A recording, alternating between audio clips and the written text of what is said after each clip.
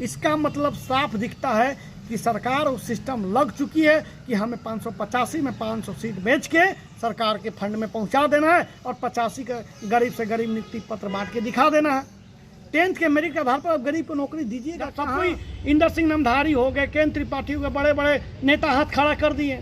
एक शब्द नहीं ना आया। वित्त मंत्री ये सिस्टम है सरकार, इन्हें परीक्षा करावे जाए, इस सारा सीट बेच दी है, सारा सीट बेच दिए 6 लाख 7 लाख रुपया। राज्य के लिए कितना बड़ा दुर्भाग्य की बात बा समझू रहुए कि विज्ञापन वापस नहीं हुई लग और ई स्टेटमेंट हर जगह दे चुकलन। इनका ट्वीट बा, इनका ट्वीट करके मैंने वित्त मंत्री महोदय ने बतैलन कि विज्ञापन स्थगित हो चुकल बा। कहाँ स्थगित बा? स्टेटमेंट आया, मुख्यमंत्री का स्टेटमेंट आया है, तो ऑफकोर्स कहीं ना कहीं ये विज्ञापन वापस होगा। ये विज्ञापन वापस कहाँ हुआ? ये दिग्भ्रमित कर कर्मचारी की बहाली को लेकर दिन प्रतिदिन सत्यनारायण शुक्ला ने रांची में संघर्ष करी, मुख्यमंत्री से मिले, वित्त मंत्री से मिले, क्या आश्वासन मिला और उसका क्या जमीन पे उतरा। आइए हम सत्यनारायण शुक्ला की कहानी, सत्यनारायण शुक्ला की ही जुबानी, कैसे क्या हुआ इसका पूरा खाका बताइए। देखिए, विगत हम लोग पिछले बृहस्पतिवार को हमने यहाँ से मतलब पलामू से मैं रांची पहुँचा और पहुँचने के बाद में दूसरे दिन काफ़ी बारिश हो रही थी। मैं बारिश में भी समय निकाल कर लेटर टाइप करवा कर मैंने वित्त मंत्री से उनके ऑफिस में जाके मिले, प्रोजेक्ट भवन में, मंत्रालय में जाके मिला तो उन्होंने बोला कि आप दूसरे दिन आइए। मैं दूसरे दिन, हमको पहुँचने में विलम्ब हो गई तो हमको पर्सनल कार से मंगा कर मंत्रालय में बैठकर वार्तालाप किए। मेरे सामने वो बात किए कार्मिक सचिव प्रवीण टोप्पो जी से। प्रवीण टोप्पो जी से उन्होंने स्पष्ट रूप से बताया कि हमारे पलामू प्रमंडल, पलामू जिला में ये जो चतुर्थ वर्ग का जो विज्ञापन आया उसका क्या प्रक्रिया है। तो बोले कि हम लोग जो दिए हैं नियमावली वो सही है। तो बोले नियमावली कहाँ सही है? हर डिस्ट्रिक्ट में लॉक है, हर डिस्ट्रिक्ट में 100% लॉक होता है, तो पूरे भारतवासी को आप बुलाकर यहाँ आप नौकरी दीजिएगा, ये बोल रहे हैं। वो प्रतिक्रिया दे रहे हैं। मेरे सामने 10 मिनट वार्तालाप हुआ। उसके बाद बोले कि हमें टोटल डॉक्यूमेंट आके दीजिए, सारे डॉक्यूमेंट के साथ हम माननीय मुख्यमंत्री महोदय के पास जाएंगे। उन्होंने बोला कि आप निश्चिंत रहिए, विज्ञापन वापस होगा, ठीक ना। वो बोले कि आप ही बताइए कि क्या निराकरण हो सकता। बोले विज्ञापन वापस लेकर आप 24 जिला का एक 100% लॉक कर दीजिए, हर जिला के लोगों को अपना लाभ मिलेगा, ऐसे पलामू वासियों को भी लाभ मिलेगा। उस स्थिति परिस्थिति को देखते हुए हम लोगों ने जब इस बात को रखा तो बोले ठीक है, ये बात हम मुख्यमंत्री से बोलेंगे। सारा हम उनको नियमावली का एक लेटर, एक चीज़ हम दिए उनको कि आप माननीय मुख्यमंत्री महोदय कैबिनेट के दौरान आप इस बात को स्पष्ट तरीक़ा से उनको मतलब दृश्य करिएगा, उनको दिखाइएगा। तो दिखाने के पश्चात जब वो निकले कैबिनेट से तो उन्होंने अलका तिवारी से बात किए, कार्मिक सचिव से बात किए, वित्त सचिव से बात किए।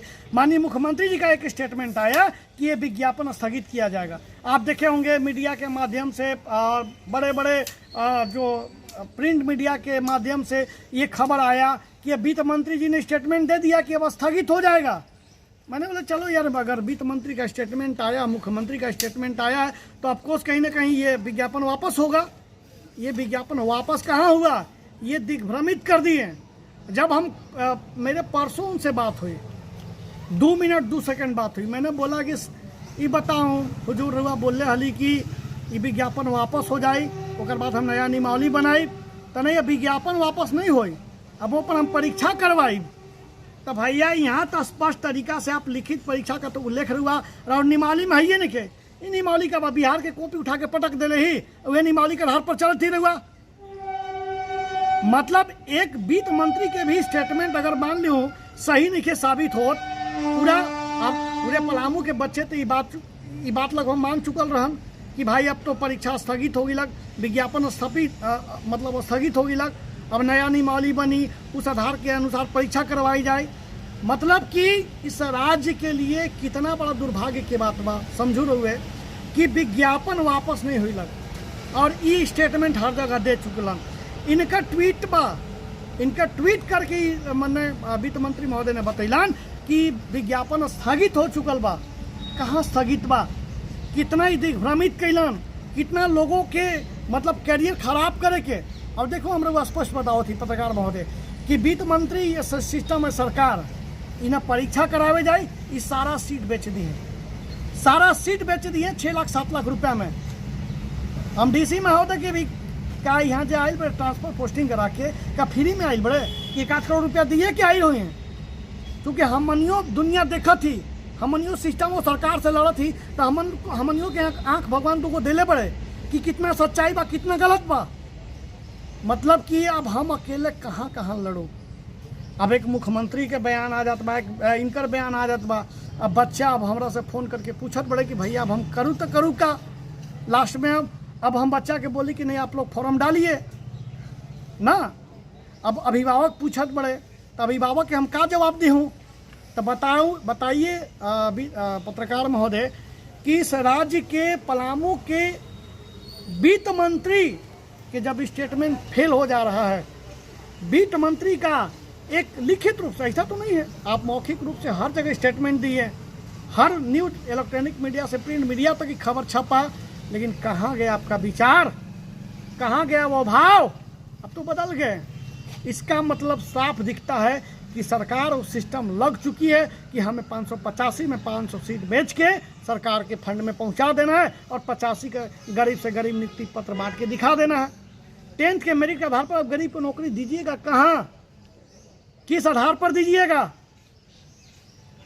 ये पलामू जिला को ये लोग बेच दिए, ख़त्म कर दिए जिला को, और हम लोग को दिग्भ्रमित भी कर दिए कि ये लोग कुछ करे भी नहीं करे। आप अपने बयान से क्यों हटें? मैं पूरे पलामू के जनता से पूछूंगा प्रेस कॉन्फ्रेंस करके कि पलामू के जनता पूछिए इनसे कि ये अपना बयान से क्यों पलटे। माननीय वित्त मंत्री महोदय, आप एक बुजुर्ग हैं, आप हमारे एक अभिभावक के रूप में हैं, और एक अभिभावक का बात गलत साबित होता है तो धिक्कार हमारे ऐसे जनता पर कि ऐसे हम लोगों ने वित्त मंत्री बनाया, वोट देकर वित्त मंत्री बनाया, इनको तो इस्तीफा दे देना चाहिए कि अपने बातों से ही मुकर जा रहे हैं। आप क्यों मीठा मीठा बात बोल के छात्रों को दिग्भ्रमित करने का प्रयास किए? किस कारण, किस वजह से? कितना आज बच्चे बिलक रहे हैं, रो रहे हैं। अरे हाय मत लीजिए, छात्र का हाय लीजिएगा तो कहाँ जाइएगा लेके? ये अभिभावक के रूप में अभी आप जो खड़े हुए हैं, सो आप क्यों स्टेटमेंट दिए?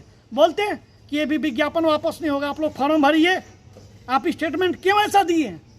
कितना लोगों का तकलीफ लगा है। हमारे जैसे कर्मठ व्यक्ति को, लड़ने वालों को व्यक्ति का मन हार जा रहा है कि करे तो करे का। अब तो हमारे अभिभावक भी झूठ बोलने लगे, सिस्टम और सरकार से बैलेंस बना के चलने लगे। हो सकता है इनका भी शेयर होगा, इनके भी सीटों में संख्या में शेयर होगी, इनके भी इर्द गिर्द जो काम करने वाले हैं अपने लोगों को लगवाएंगे। इससे यह स्पष्ट दिखता है कि झारखंड सरकार ये 4th ग्रेड की नौकरी को बेचना चाहती है। अगर नहीं बेचना चाहती तो मुख्यमंत्री का जब बयान आता है तो विज्ञापन वापस होना चाहिए। 24 जिला का नियमावली बन के तैयार, तब जाके इन लोग को नौकरी देना चाहिए था। लेकिन पलामू के बड़े बड़े हस्ती आज सो रहे हैं चदर तान कर, और अकेले गरीब का बेटा, किसान का बेटा लड़ रहा है भूखे प्यासे, ना कोई आर्थिक किसी से मदद भी नहीं ली आज तक, उसके बाद भी लड़ रहे हैं। सुबह से खाना नहीं खाए आप अभी 251 अनुसेवक के लिए लड़ के आ रहे हैं। ताकत नहीं है शरीर में, फिर भी लोग बोलता है तो हम दौड़ के पहुंच जाते हैं, क्योंकि हमारा घर परिवार एकदम बट रहा है, हमारा घर परिवार एकदम टूट चुका है। आज 585 के घर में नियुक्ति बटेगा ना, पूरा पलामू समृद्ध और सुखी हो जाएगा। लेकिन उस सुखी को का ये दुखी और मातम में बदल दिए। अगर माननीय वित्त मंत्री महोदय आपके चैनल देखते हैं, इस बात से हमें बहुत खुशी होता है, लेकिन चैनल के माध्यम से इनके अंदर थोड़ी सी भी मानवता बची होगी तो ये अपने स्टेटमेंट को जो अपना जो दिए उसको माननीय मुख्यमंत्री जी से बात करके ये विज्ञापन को वापस करें, अन्यथा इनके नाम पर थू होगा, इनके नाम पर बेइज्जती होगा। अब इनके नाम से हम पुतला दहन करेंगे अगर कल तक ये विज्ञापन वापस नहीं हुआ तो। पूरे पलामू प्रमंडल में इनका स्टेटमेंट दिखा के कि देखिए क्या बोलते हैं, अब कुछ करते नहीं हैं। इनके अभी 4 साल 4.5 साल झेलना है, 4.5 साल सरकार में इनको रहना है। हो सकता है और भी पलामू की बातों को ये दरकिनार करते हुए निकल जाएंगे। आप एक अभिभावक, आपको तो इस्तीफा दे देना चाहिए था। या आप तो जब उनसे बातचीत हुआ तो बोले कि जब मैं 13/11 का हम जब उनसे गए थे, जब मेरे उनसे वार्तालाप हो रही थी तो उन्होंने बोले थे कि हम 13/11 का हम विरोध किए थे। तो आप विरोध किए थे तो आप आज कहानी विरोध कर रहे हैं? आप जब रघुवर दास का विरोध किए तो हेमंत जी का विरोध करिए आप। अगर सच में झारखंडी बेटा है, पलामू का बेटा है, अगर पलामू हित में सोचते हैं तो आप स्टेटमेंट नहीं देते तो हम इस बात को कहने भी नहीं जाते हैं। जब सब कोई इंदर सिंह नमधारी हो गए, केंद्र त्रिपाठी हो गए, बड़े बड़े नेता हाथ खड़ा कर दिए, एक शब्द नहीं ना आया, ये गरीबे का ना बेटा लड़ रहा है, तो क्या कहिएगा? आप ही कभी पूछिए। मिथिलेश ठाकुर जी से आप कोई बयान लिए थे, हमने देखा। मिथिलेश ठाकुर जी को सोचना चाहिए कि ये भी पलामू प्रमंडल का हिस्सा है, उनको भी माननीय मुख्यमंत्री से बात करना चाहिए था।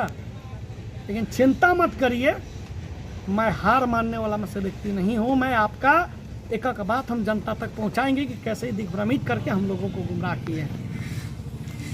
तो ये शुक्ला जी हैं, पलामू के बेटा है, लेकिन अब हर वो पलामू के लोग, पलामू के छात्र अफसोस कर रहे हैं कि आखिर पलामू में पैदा ही क्यों, क्योंकि व्यवस्था ऐसी बनी हुई है, समय ऐसा है, संकट उन छात्रों पे है, छात्रों की नौकरियों पे। बाकी आपको सारा कुछ शुक्ला जी ने बता ही दिया, हम क्या बोलते हैं।